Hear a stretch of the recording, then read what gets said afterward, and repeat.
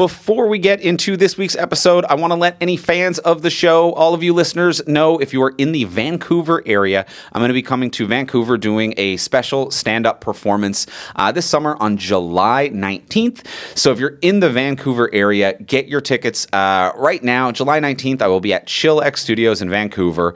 There will be a ticket link in the show description of this episode, or you can find me online on social media or visit andrewivamy.com. But I hope to see some fans, smiling faces in Vancouver this summer.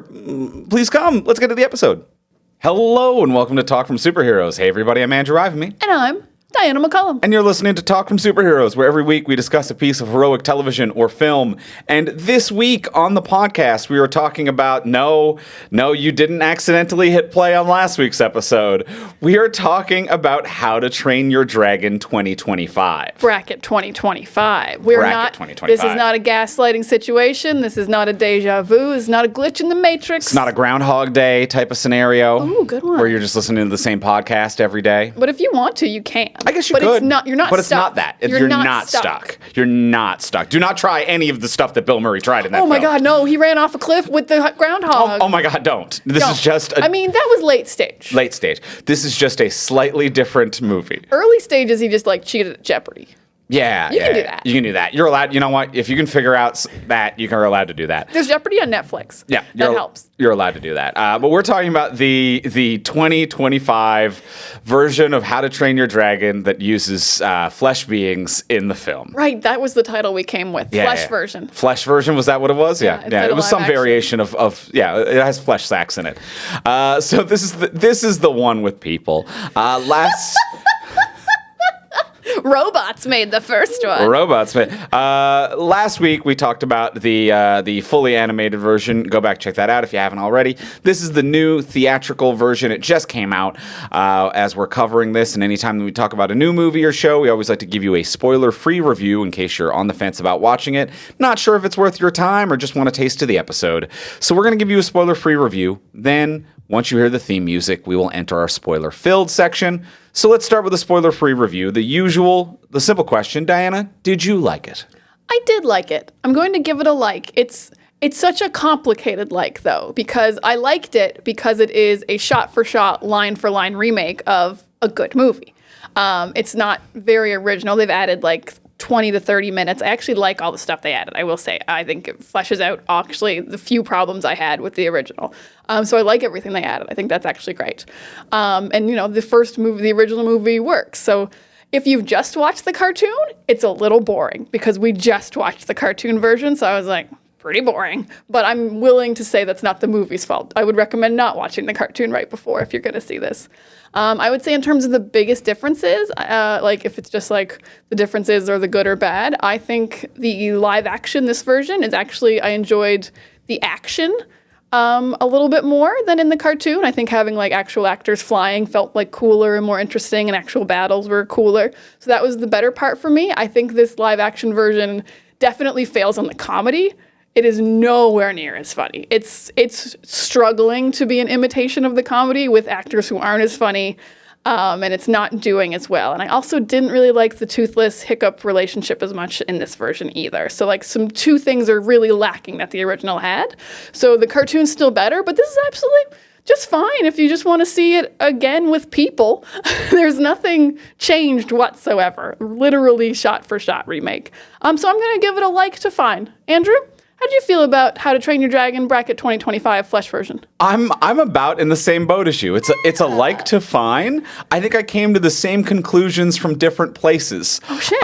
Where you mentioned that you like the action works a little bit more than the comedy, and I different way to get there. But I was like, the first half of the movie doesn't land as much as the second half, but the first half is also the joke heavy half, and the second half is the action half. So I was going to kind of break it down in a slightly different perspective, but the same idea generally. It doesn't work for the comedy and works better for the action.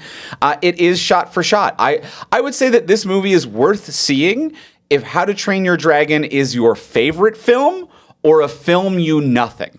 Like if You've never seen, you have no emotions, it's worth checking it out. If it's your favorite thing and you want to see like how does it feel different, it's also worth checking out, and it doesn't betray what the original thing that you liked was in any way.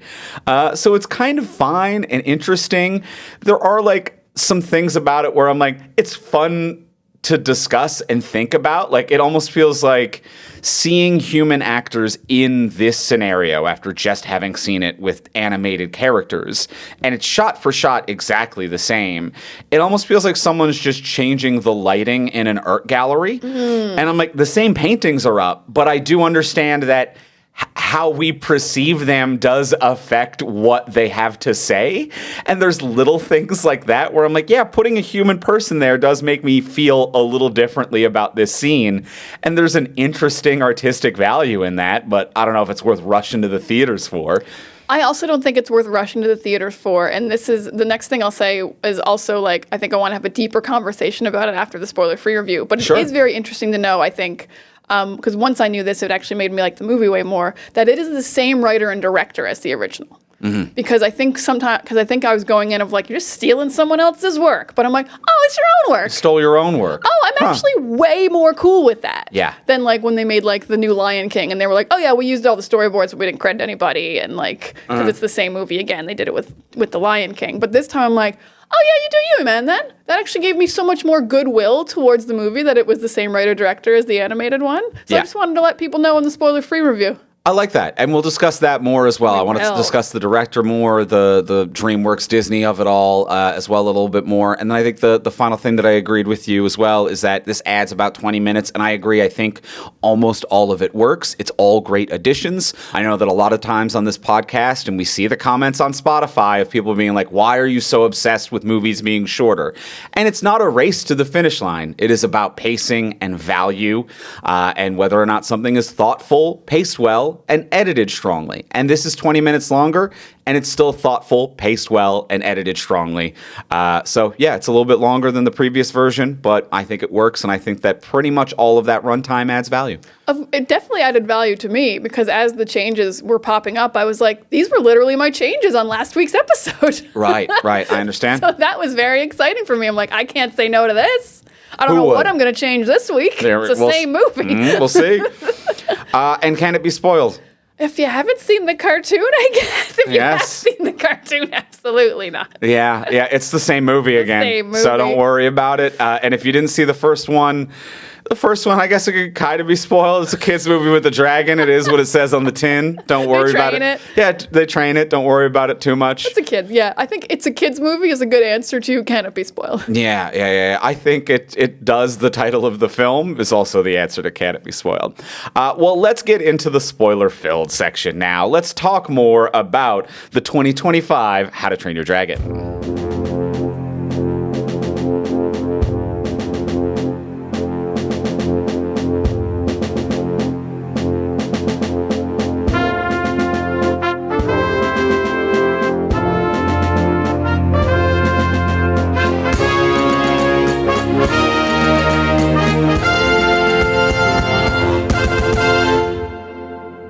All right, we have seen both of these bad boys now at We're this like point. experts. We are. We're as much experts as, well, anyone else who has seen two of these. Yeah, really close to each other so that they can be like, direct comparisons. It does help. It does help to have just seen the other one. It certainly does. Yeah. Where do you want to start?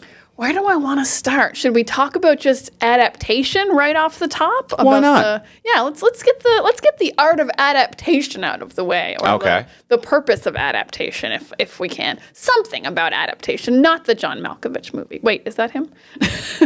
I mean, that was Nick Cage. I don't know if Cage was Malkovich was in it. adaptation? Yeah.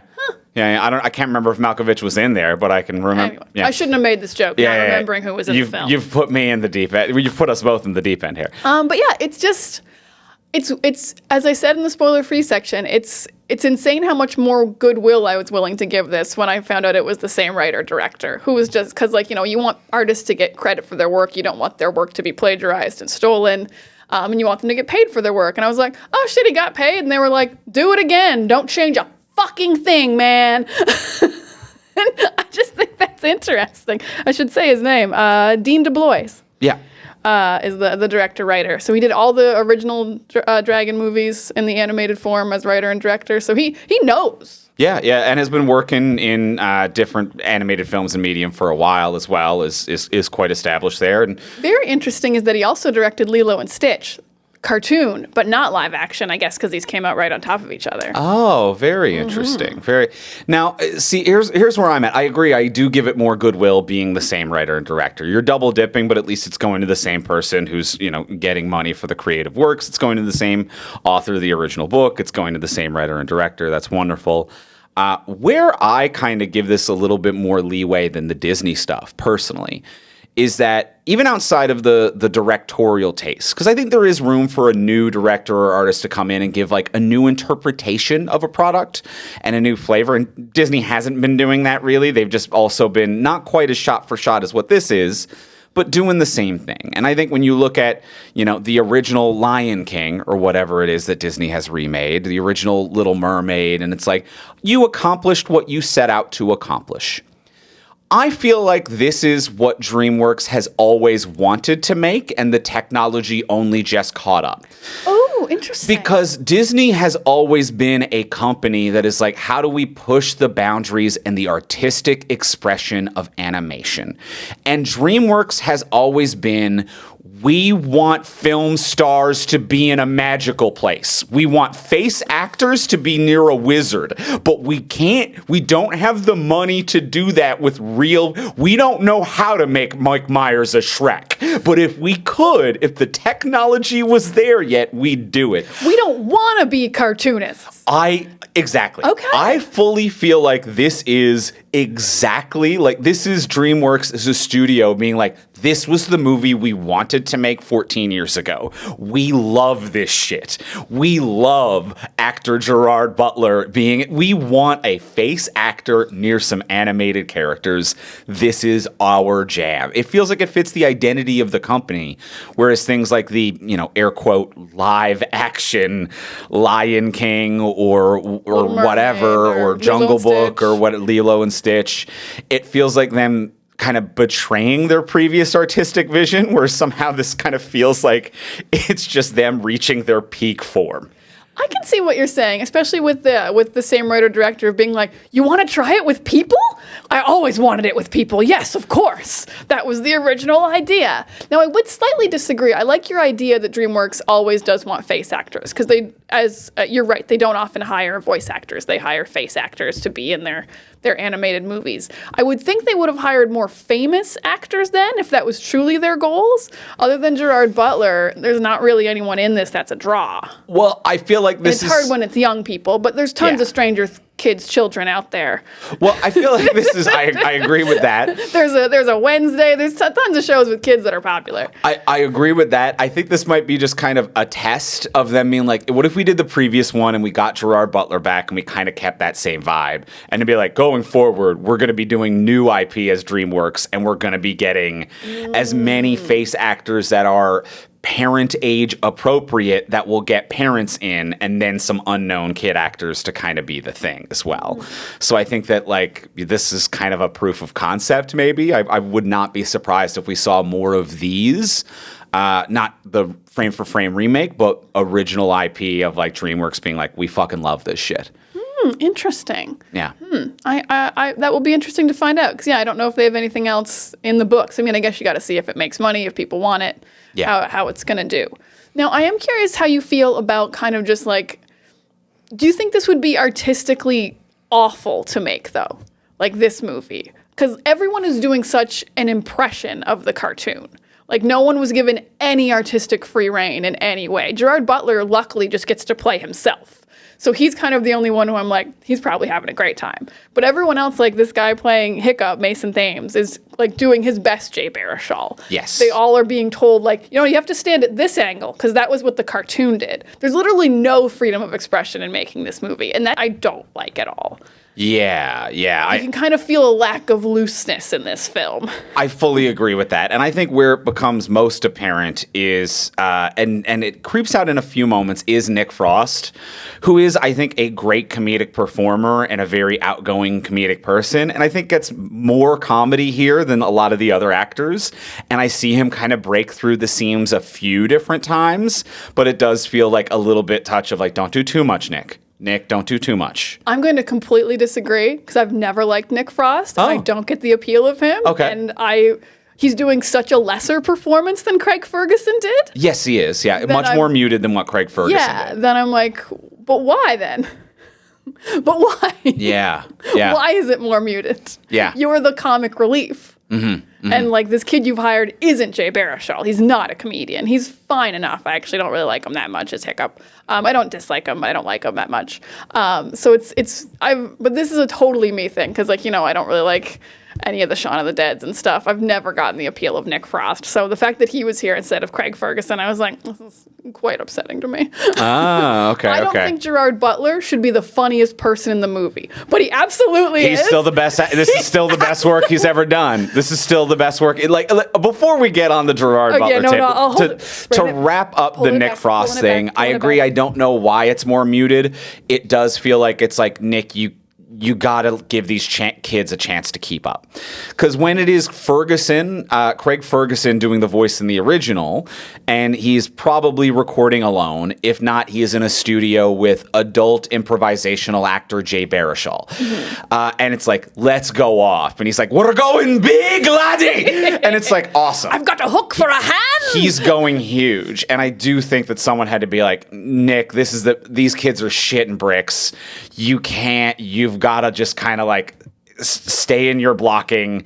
Don't go too huge. Don't improvise too much. You got to give them what they need because like these kids are really trying to hit what they need to hit here, and we need them to do that.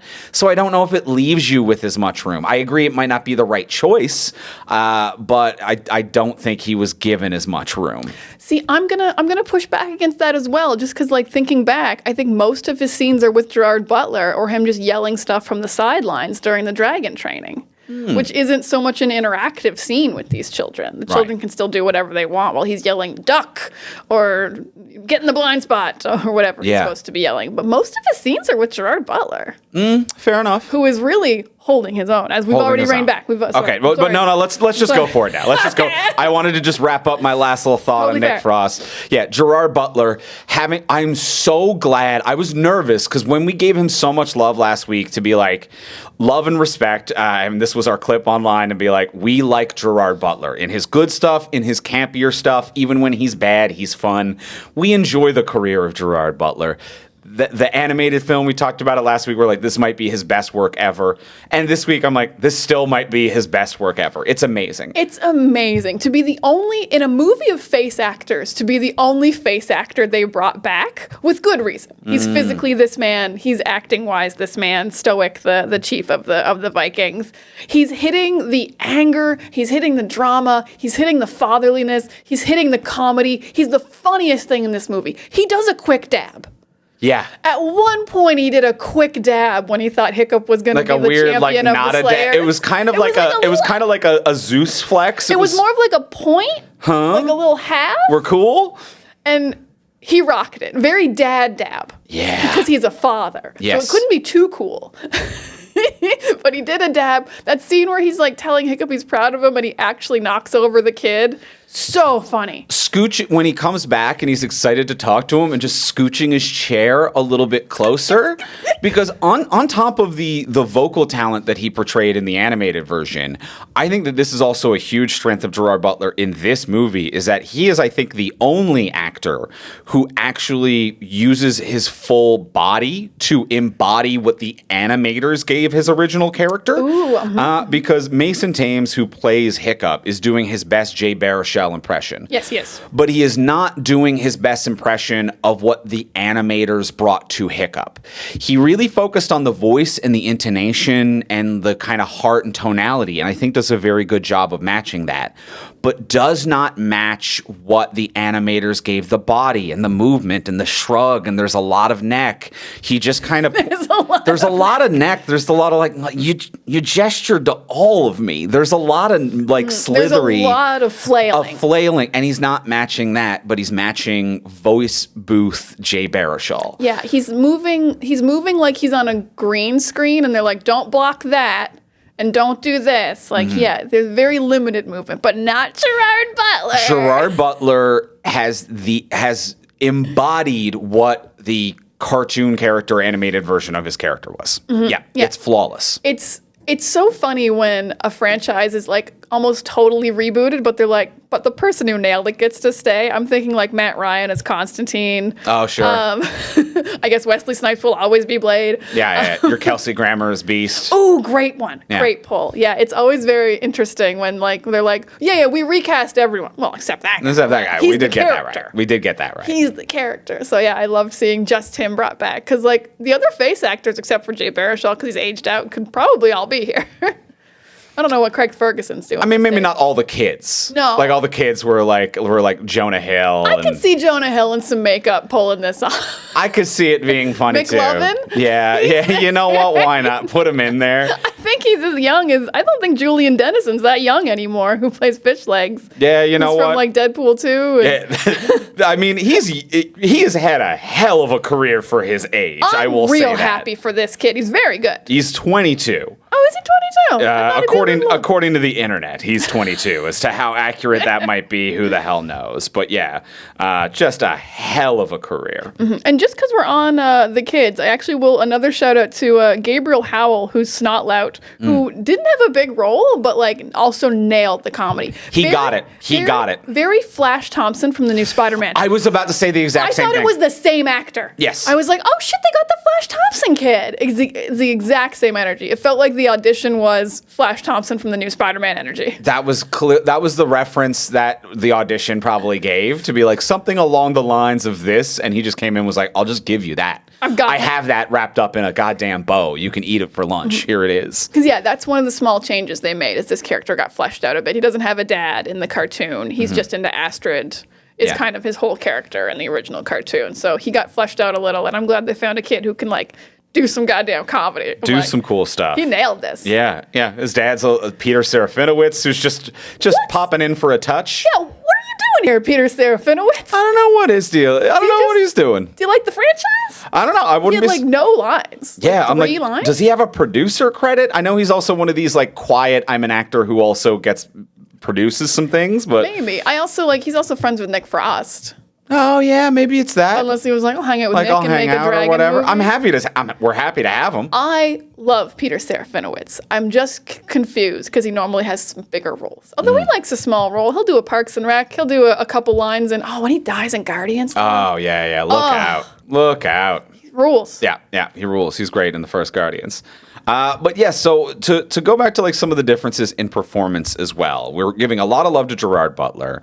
Mason Thames, who plays Hiccup, I was mentioning before, he doesn't quite hit the physical embodiment or the comedy as hard as Jay Baruchel, successfully did that. I think that one of the biggest kind of like misses in this is how funny the "you gestured towards all of me" is in the animated, and it just falls flat. It's kind of nothing in this. It falls so flat, and it's such a good runner in the animated, because then it has such a good payoff at the end when it's like, we're proud of you of what you've done. It's like, you gestured to all of me. It's an emotional and funny runner, which is very, very hard to do.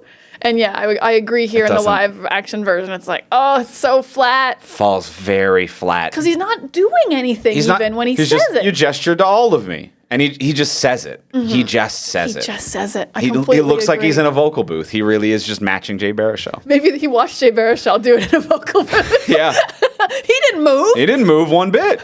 Worked fine. The cartoon moved. Yeah. Go watch the cartoon. So it misses the movement, but he is doing a great job he's playing this character slightly differently, where the comedy may not work, but he's playing it with an earnestness and a sincerity that really works. And I think why the third act works a lot better. The action is, I feel, more grounded and connected. And I think it's more than just seeing a flesh person ride a dinosaur. I think it is just oh, no, what? I believe the sincerity of this guy a lot more. He plays in that of the character really well. I'll agree with that. He plays the sincerity more up. Yeah, it helps being flesh. I think another thing they did that's a change that really helps, like this Hiccup, though, in that sincerity is he's not as reckless in the dragon training yard. Yeah. Which is a thing that we said about Hiccup in the first one. We're like, he's going to get everyone killed. He's not taking this seriously. There's really only one line in the dragon training yard now where he's like, there's nothing in the book about night furies, but then he's fully locked in. He's not good at it, but he's not reckless or getting anyone hurt or killed. Yeah. Which helps with being like, oh, you are more sincere. You're more grounded. I like you more. Everyone else feels like, even though they're, dumb and have their own foibles, the eclectic group of other teens, but they are also in their own way of no, we got it. We're fine if you're screwing off or whatever. Yeah, you're not putting us in danger. Yeah, you're not making it worse for us. We two of us have failed this a few times, and maybe we'll fail again, but it's not your fault, and we're not going to die. Oh, that's what I was going to say about getting Jonah Hill and Christopher Mintz-Plasse. They had lines about how some of them are too old to be there. Oh, interesting. It felt like they were supposed to be actors who were clearly not teens. That's funny. That's fun. Yeah, okay. That would have been a really good way to be like, no, they're still there. No, they're still there. Don't worry about it. They just failed a few times. I like that. Yeah. But yeah, so yeah, he is more earnest. It does make the third act feel more important. You do feel like he can change his community, that he might die in this big battle at the end. So yeah, the humanity is a nice touch. I miss the comedy, but you can only ask so much from a kid who's trying to be a cartoon. Yeah.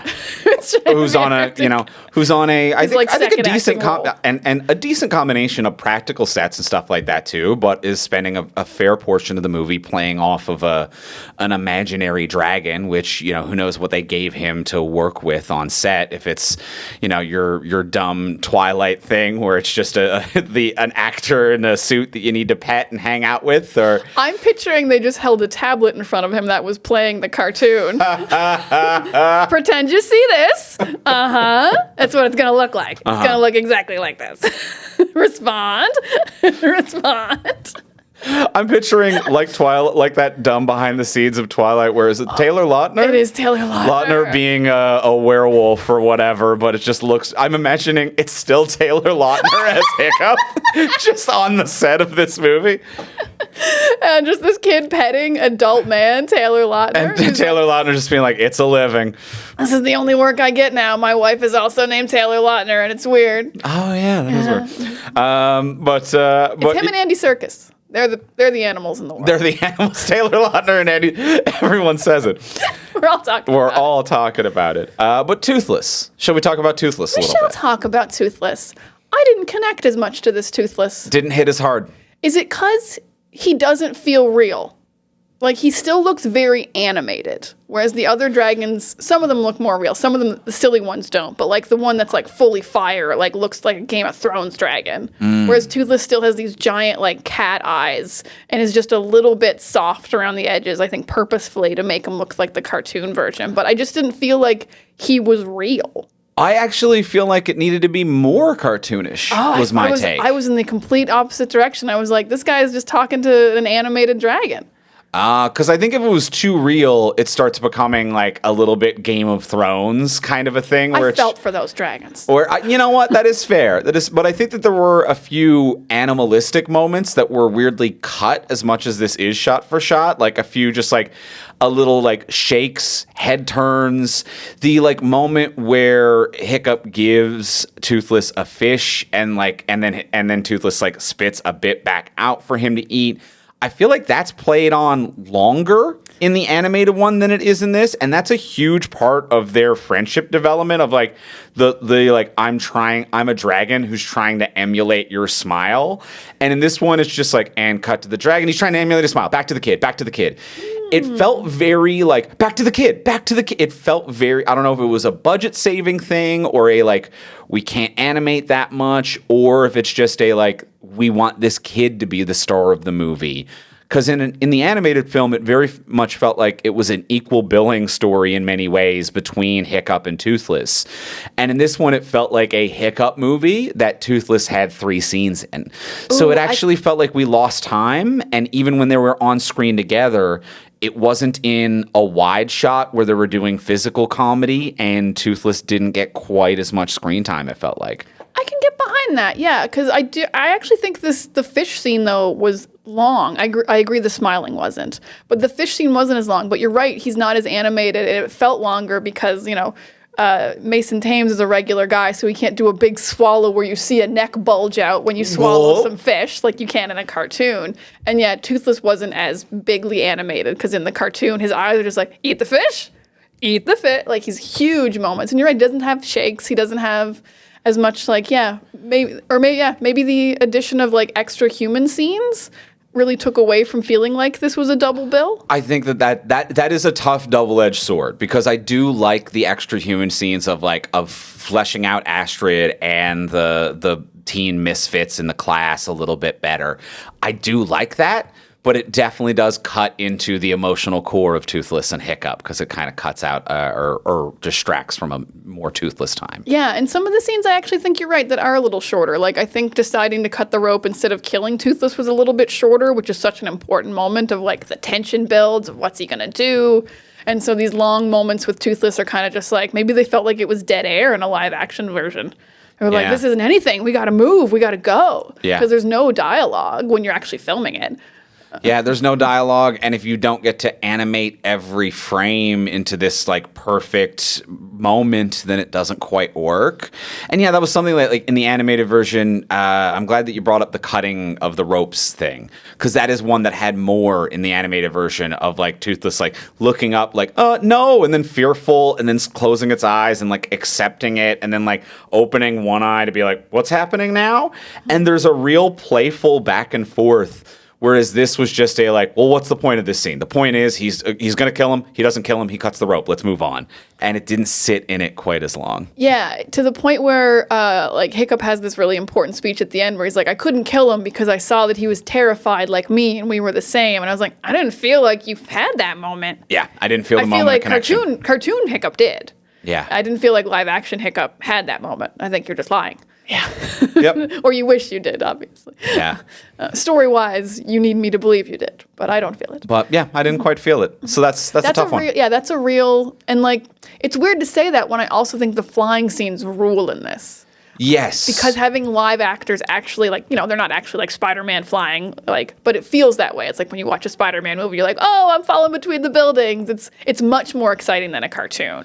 But it is more exciting, but it's more exciting in the sense where I'm like, oh man, being Hiccup rules. Look at you getting to fly a thing. Mm-hmm. Whereas in the cartoon, I'm like, you're flying with your best friend. Mm-hmm. And I do agree it's more exciting to be like, I'm imagining I'm Hiccup and I'm feeling this. And wow, how exciting this is.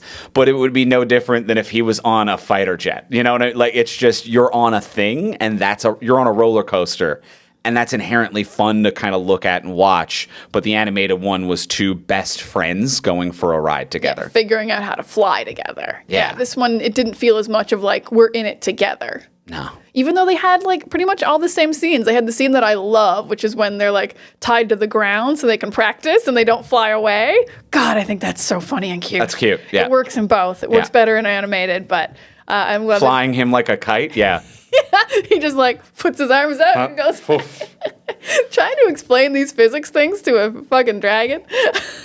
It's fun. It's got to be crazy. And it's weird that doesn't quite work because it actually ties into one of the changes they made in this movie that I really like, which is that the dragons actually needed the humans a little bit more in this movie than they did in the original cartoon. Or at least they fleshed out what the dragons needed, because in the cartoon we weren't sure if the queen was controlling the other dragons or if they were just submissive. And in this movie, they fight the control. You need to fight their mental control. They stated it outright that like the riders need to help them fight the mental control, and I loved that change of like, oh, you do need these riders to like break free of this oppressive queen who's making you do stuff against your will. So I really like them having more of a relationship in that way, but it kind of disappears once the queen dies, because then I don't know what the dragons really need from the humans, unless they're just like really lost, like our queen's dead. Like, hey, do you got food? Do you got food? Do you got food? Because I think that like they were taking more sheep than they needed to eat themselves because it was for the queen to be like, throw us a bit of food every now and then and we're cool. We're going to be chill. And we'll help you do stuff. Yeah, we'll hang out. Yeah. But yeah, that was like a change I liked, but it still doesn't feel like him and Toothless were like best friends. Yeah, it doesn't feel like best friends. I felt more of the father-son though. I did feel more of the father-son. In this one, the human to human just felt more. Yeah, when he told him like, you're not my son and I'm not proud of you and everything, I was like, this hurts way more than it did in the cartoon. But it hurt way more in a good way where It felt earned. It felt earned and it felt like very like hateful, but also like filled with like regret. In the cartoon, it felt meaner, but without being as justified. And this kind of, it just landed way harder. It just landed way harder. And the death scene, or like the presumed death scene of Hiccup being under Toothless' swing, and Gerard Butler just like giving it of like my boy and Astrid coming over, and like everyone, all of the other Vikings looking at them, I was like, hell yeah, like that hit. Yeah. I teared up at this, and I didn't tear up for the animated film, but I laughed way harder at the animated film. I also laughed way harder at the animated. I don't think I teared up, but I definitely appreciated the performance, and I was like, this arc works way better for Stoic, for Gerard Butler's character. Of like, even though I said this in the animated original version, like in this version, you can feel the tragedy of like, I actually understand my son. He can't kill dragons, but I'm going to give him the chance, and I'm going to push him to do that. And now he's lied to me, even though I gave him all these chances. Like, you can really, he goes on a roller coaster of emotions because of this kid, and just like that's fatherhood. But like, you feel why he did it so much more. It's a fucking Gerard Butler. Great. I'm glad. I love seeing him doing great. Yeah. He's got so many flops. Yeah. It's like, yeah, Gerard, you go. But you know what? Like, he's not someone that I don't feel like the flops bother him in the way it does some other people. And, that's very presumptive because it's like, he's a man with emotions and feelings in his own personal life. He might be devastated that certain things don't work or might not pay as much as others, but he seems just someone who's as happy doing 300 as he is gamer. He seems just completely fine to have 3 Olympus Has Fallen films that presumably do really well and pay well because there's 3 of them, or to do plain. Like, he just seems like he's like, yeah, I'm here. I'm having a great time. Some actors just like working. Yeah. Some actors are just like, got another gig. Yeah. Fuck yeah. Mm-hmm. I think Gerard Butler just likes getting another gig. Dude just likes to work. Let me ask you something about, I think you know a little bit more about this than I do. Does 3D conversion still darken a movie? Oh, I did find it too dark. Yeah. Yeah. Like, are we not? Or at least like the first act that was like the nighttime in the village before it turned into a mostly daytime film where it all kind of works. It did, but like, are we not past that? Where 3D conversion because I watched the trailer again after we watched this movie because I was like, I remember the trailer being like more vibrant and brighter than this, and the trailer is brighter than what we saw. And we saw it in 2D for listeners. Yeah. We didn't want the 3D. Yeah. So I'm like, it's 2025. But still, I've never understood why the conversion makes it darker, but I assumed we could fix it by now. There's a tint button. There's like and not even necessarily darker, but like flatter. There's just less contrast between stuff. So yeah, it was very uninteresting to look at the village at night opening scene. It really was, because you came in I was coming in as the movie was starting. We tried to miss the trailers, so we come in a little late. And I've never had more trouble finding a seat because it was pitch black because that scene is so dark. So yeah, that was like the darkest I've ever seen a movie theater while a movie was playing. Yeah. So it was very hard to see. Yeah.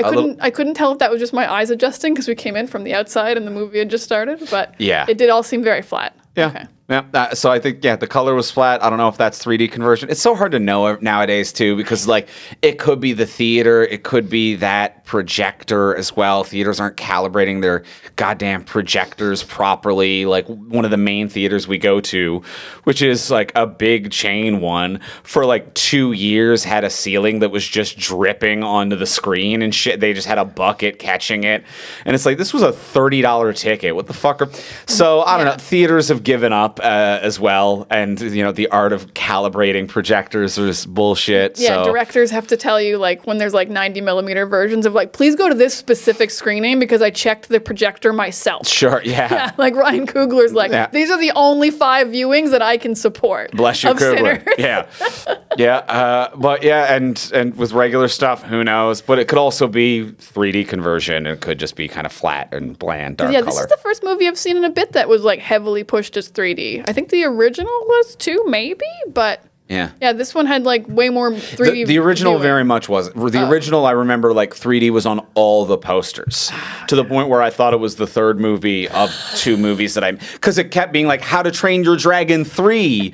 It was very like the D's at the edge and it's falling off. It was very in the style at the time of like if you had a third movie that you were doing a cash grab on, you make it 3D. Mm-hmm. Fair enough. But yeah, no, the first one was very big on the like check it out in 3D, and I feel like that. all of the world has been like, we don't fucking care anymore. We don't like 3D. I don't know. Avatar is still doing it. I think if you're flying a thing, you're going to 3D it. I think if you've got a human on a thing that flies, interesting. They want you to feel it going down, and they're going to be like, whoa, you're on the thing that's flying. Interesting. Big roller coaster has gotten to them. Yeah, big roller coaster, any flying dragon-esque thing. Yeah. You're gonna anything be you 3D. can convert into a real theme park ride. Big theme park money is coming at you. They want you to feel it in the theater to want to go feel it in real life. Yeah. Oh, what if this D-box was a whole roller coaster? Yeah. My whole life's a D-box. I don't know. I don't know what that means. Is that how you live? Technically, that's how all of us live. Oh, fuck. Yeah. With the fourth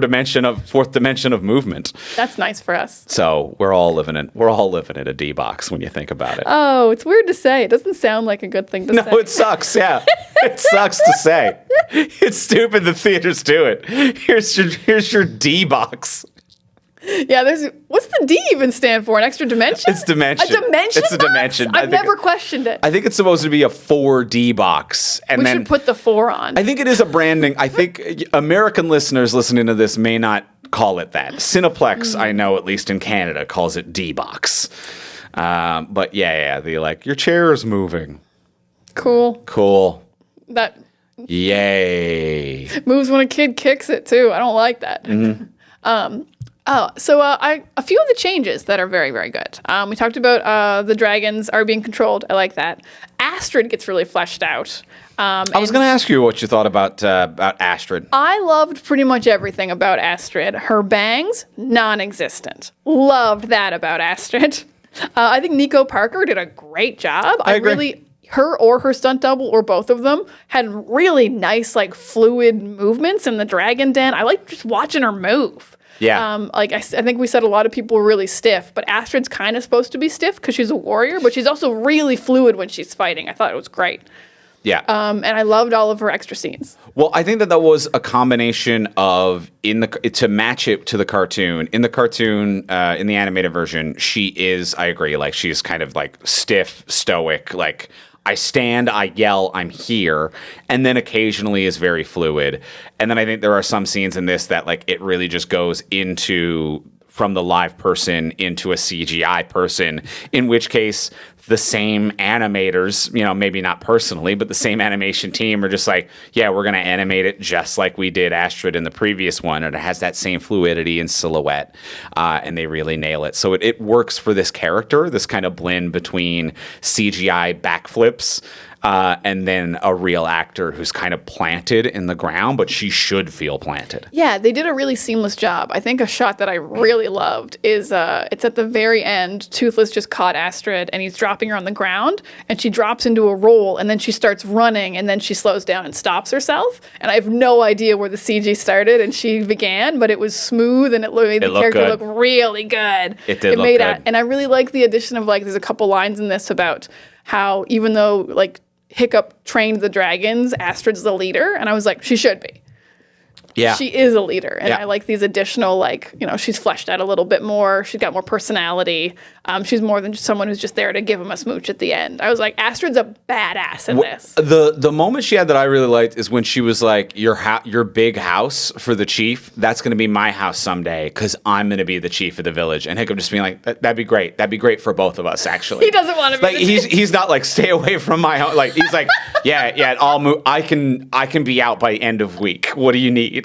Like, I really like that of him being like, yeah, that would be a way more appropriate situation, I think, for everybody involved. I like how on board with that he is for her. I like that too. I mean, I imagine it's kind of nice that they also didn't have a line where he was like, I could be like, you're king, but you're the chief. Yeah, no. Oh no, it's just like, yeah, because most people don't want their house taken from them.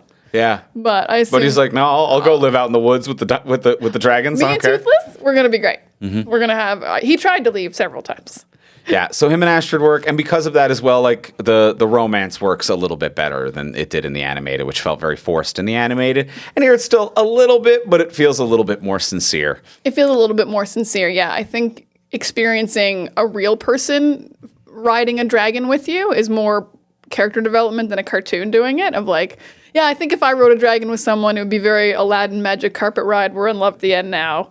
And it feels more real as a person. And I think they just have a little bit of chemistry as well as people. A little bit of chemistry. Yeah. They work. I think this man is genuinely intimidated by her.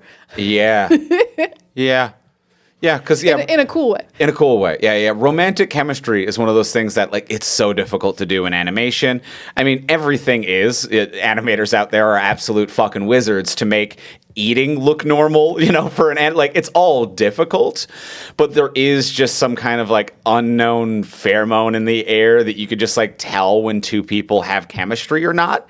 And when that is literally non-existent, you're just trying to recreate an impression of chemistry and through voice actors who may not have ever even been in the booth together.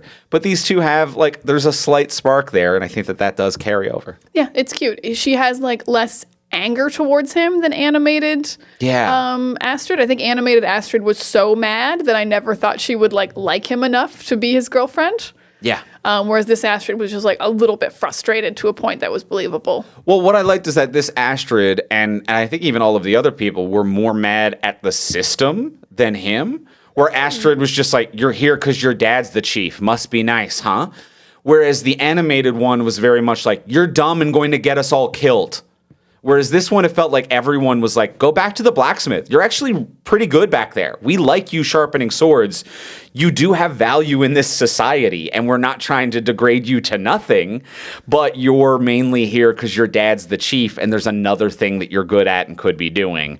And the animated version was very much a like, no, you're going to get everyone murdered. You're actually quite selfish, and we're all mad at you. Mm-hmm. And this is mad at the system, at being a nepo baby, valid. And it's like frustrations are valid, and it's all way more valid than when everyone's like, oh, we actually like you, Hiccup.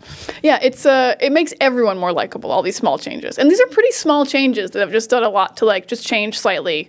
Little things. Like there's one change, and it's a pretty short scene, but it actually completely changed my feeling about the very end of the movie. It's the scene when they just start their dragon training. It's the kids. And they're talking about how they're very excited to get war wounds. They're like, oh, I can't wait to have a battle scar. And the scene before this was Hiccup being like, I just want to be like one of you guys. I want to be like a Viking. So then at the end of this movie, I think because also the Toothless relationship didn't feel as fulfilled, when his leg is missing, it actually felt more like he had become a Viking than he had kind of connected with Toothless in this way. For me, watching. Because in the cartoon, I was like, oh, wow, now him and Toothless really are the same. They have this in common. They've become the same person.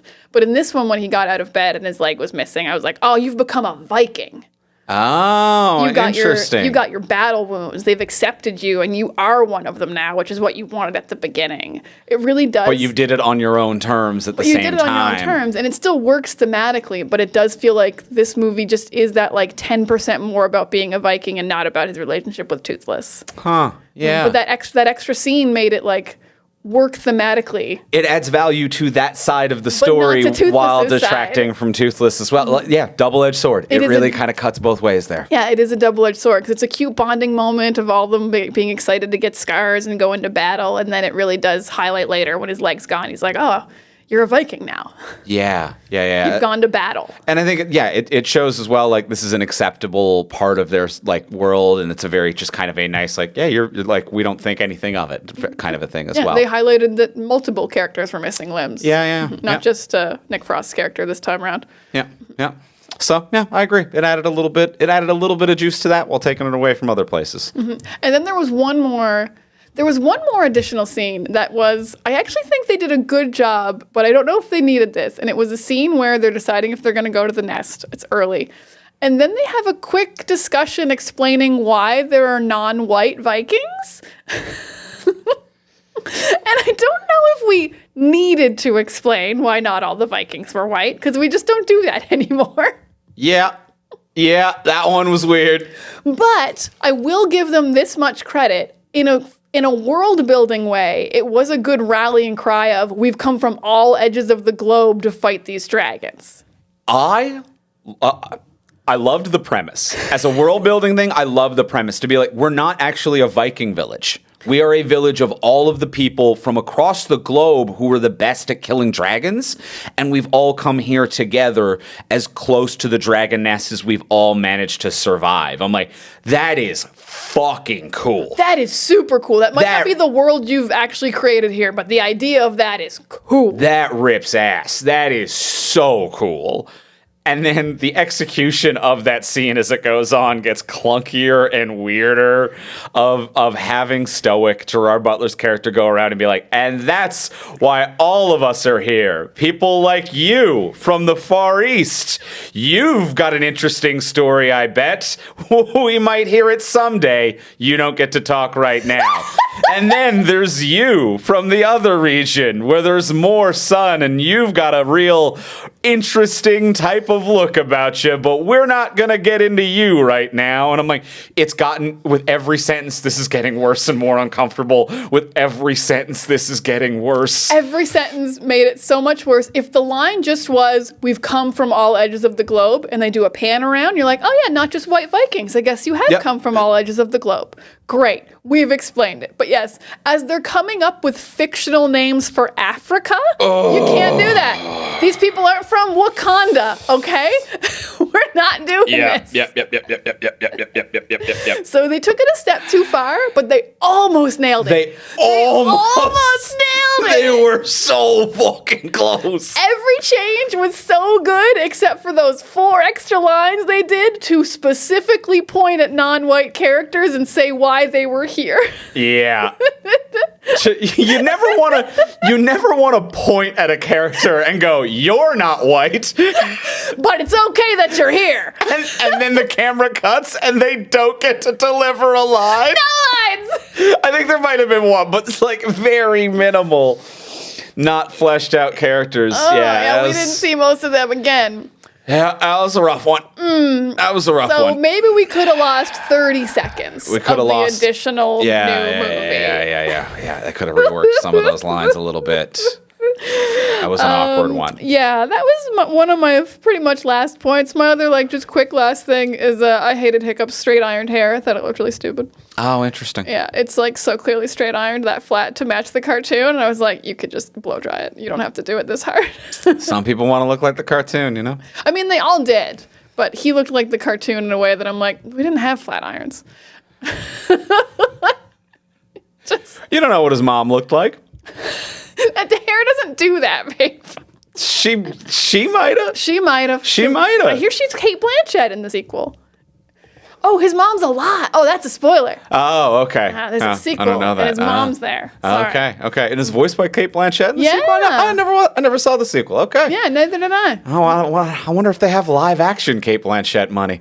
Oh, shit. If they ever followed this up. Now? Andrew's seeing How to Train Your Dragon too, guys. I'm listening. Oh, Hella on a dragon? Yes, please. I would 1 ticket for 8 more movies, please. Well, let's go in for the close. Let's ask the final question of what would you change? So now that we've discussed everything we've discussed about this movie, what would you change about this if you could change anything? Before we do ask that final question, we'll remind you, as we do every week, please take a moment to rate, review, and subscribe on Spotify, Apple Podcasts, Podcast Addict, or wherever you get your podcasts. It helps us move up the charts, find new listeners. It's a free way to support the show, and we love you very much for doing it because it's just easy, it's cool, it's fun, it's hip and happening. Leave a review for us. You said hip and happening. You said my thing. Thank you. I feel supported already. I didn't even get 5 stars. Well, folks, put hip and happening in the review because it seems to make Diana absolutely fucking glow. So put that in there and leave a review for a few other podcasts that you listen to while you're there. It helps out literally everybody who is in this business.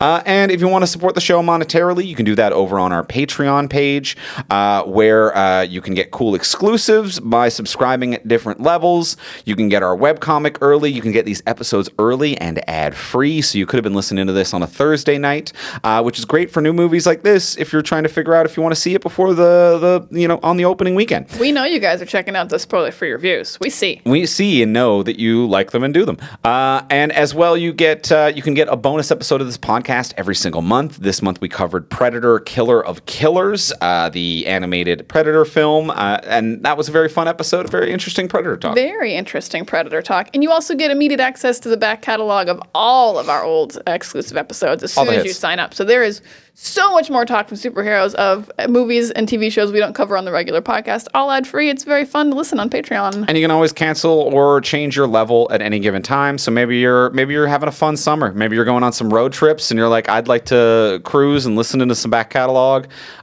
Sign up, check it out, hang around if you can. At the end of the summer, maybe you're like, I spent too much this summer and I need to change my level.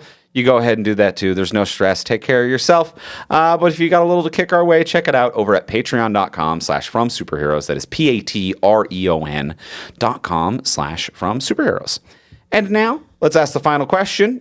Now that we've discussed everything, what would you change about this movie if you could change anything? Diana. Well, based on our last point, we should probably cut those 4 lines about the people who aren't white. So we'll just do that. That's just a quick, easy one. And then, I mean, this movie is so similar, it's hard to have any changes. Because my changes of the first one were the dragons need to have reasons to like the humans, which they actually put in here. I like that. And Astrid should be more fleshed out. So they did that. So I feel very catered to. So I guess my other changes are, what did I even write down? Oh, I'm actually going to steal your change from last time, which is I still think Hiccup needs to make more gadgets. The gadgets feel like they need to be a 3-peat runner of I made the big bola that catches Toothless, and then it goes straight into the tail wing, and there's no third gadget. Mm-hmm. There's not a one before the tail wing. There's not one after the tail wing. So just the fact that there's only 2 gadgets isn't enough gadgets. There needs to be something big or small in the middle here. Or afterwards, like an extra cool thing for like the double-headed dragons or something, some kind of third one. And then I just think Toothless needs to look more real, but I think I need to see it both ways. There's something wrong with Toothless. Okay. He's not quite right. It's not a Sonic level fix to be like, get rid of the teeth. Why are the legs like that? I mean, his name's already Toothless. But yeah, I can't put my finger on what's wrong, so I need to kind of see it both ways. Or maybe I liked what you said, that he's just got his time cut. He needs to just be around more. So yeah, more Toothless or different Toothless. And more gadgets from Hiccup, I think, is my biggest one of this needs to feel like a runner. Andrew, what would you change? Well, I feel incredibly validated that your change is my change from that. This is fun. This is a very fun little flipsy. I like it. You're hip and happening. For a quick change, as someone who hadn't seen the sequels, I didn't know Cate Blanchett was an option. Let's get her in here right now. We shouldn't kill his mom. Yeah, let's bring her in right this second. I didn't know Cate Blanchett was on the table. Are you fucking kidding me? So, joke in jest, that would be my change. Would be to get her in here. But yeah, I would say for a real change, it would be to just let the chains off of Nick Frost a little bit more, or I don't quite know what went wrong there, but I've seen him be bigger and more bombastic, and it's a lot of the comedy of the first act is Craig Ferguson in the animated one. And it feels a little restrained, and it shouldn't. And I'm of the opinion that it's the direction, and there's some kind of a poor choice being made here to match the style or tone or kids or whatever. But I'm like, let him loose we need more comedy in the first act.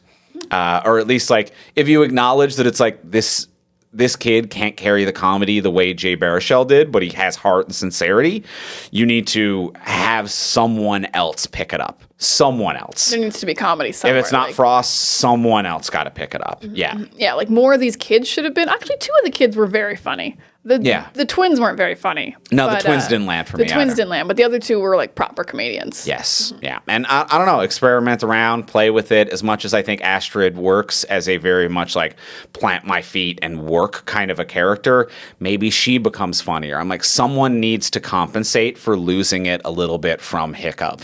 And I don't see that compensation happening. So let the chains off of Nick Frost and get a little bit more comedy in here in the first act. Of course. Of course. Love comedy. Yeah, we like to laugh. We love to guffaw. I'll have a hearty chuckle. A chuckle. Well, I think we've done it. How you feeling? I'm feeling great. What a fun experiment. I've never seen one of these like live action remakes. I haven't seen any of the Disney ones. Oh yeah, neither have I really. So even though we talked about it a bit, but yeah, but like I know they're not shot for shot like this. Yes. So this was a very interesting experiment to discuss. Yeah. Well, that's going to do it for this week on How to Train Your Dragon. I will, as well, before we wrap up, I will let you know if you're in the Vancouver area. I'll remind you again, please get your tickets for my show, which is going to be July 19th. So this summer, I am coming through Vancouver for a one-night-only show with some wonderful special guests as well. If you like me, you will love them. They're like me, but funnier. So come out and check it out. July 19th at Chillax Studios in Vancouver. One night only show, stand-up comedy. There will be a ticket link in the description of this episode, and as well, you can find it on my social media or andrewivamy.com. Next week we'll be back, and next week we'll be talking about 28 years later. Years later. It's been a minute. It's been a while, so we'll be talking about that next week. In the meantime, if you want to get a hold of us, you can find me online at Ivamy, Ivimey. You can find me at Words of Diana. And you can find both of us most places at From Superheroes, and we'll talk to y'all next week. Bye.